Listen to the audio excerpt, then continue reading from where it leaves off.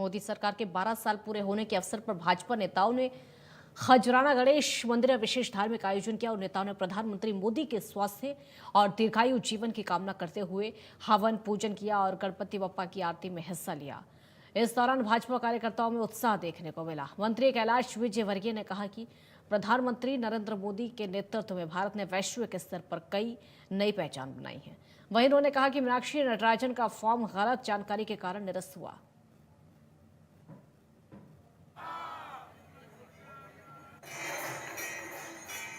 भारत एक कूटनीति की एक बहुत बड़ी शक्ति बना है।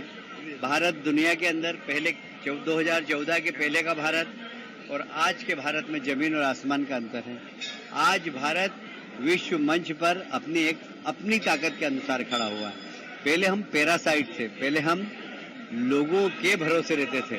अब हमें गर्व है कि इस देश के गरीब देश सब भारत के भरोसे हैं, भारत के प्रति आशा और विश्वास रखते हैं। तो मैं ये कह सकता हूं कि भारत एक बहुत बड़ी अर्थ शक्ति, सैन्य शक्ति, कूटनीतिज्ञ देश बना है, जिसमें विदेशों में भी साख बनाई है। और भारत की आंतरिक सुरक्षा, बाह्य सुरक्षा, नक्सलवाद जैसे जो इस देश के अंदर आजादी के बाद से एक बेनुमा दाग था, बदनुमा दाग था, वो दाग खत्म हुआ है। नक्सलवाद समाप्त हो गया, धारा 370 समाप्त हो गई, 3 तलाक समाप्त हो गया। तो ये सब चीजें एक कह सकते हैं डायनेमिक काम करना, डायनेमिक निर्णय लेना, ये प्रधानमंत्री जी की एक क्षमता है और हमें गर्व है कि ऐसे प्रधानमंत्री जी के सफल 12 वर्ष पूरे हुए।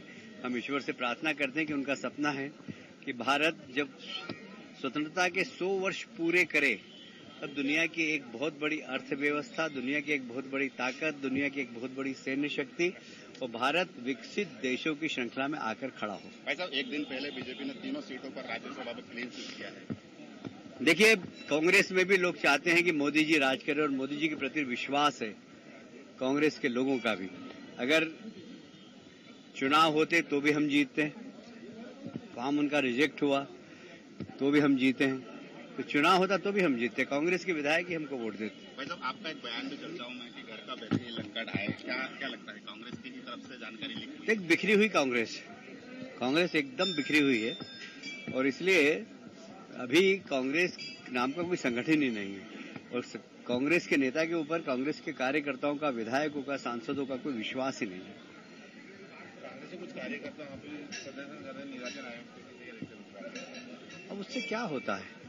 ऐसा है कि आप अगर अपराध किया है उसको छुपाएं, ये तो अक्षम्य अपराध है और ये चुनाव आयोग की जो एक तरीके से जो मानदंड है उसके अनुरूप आपने काम नहीं किया तो आपको सजा मिली है।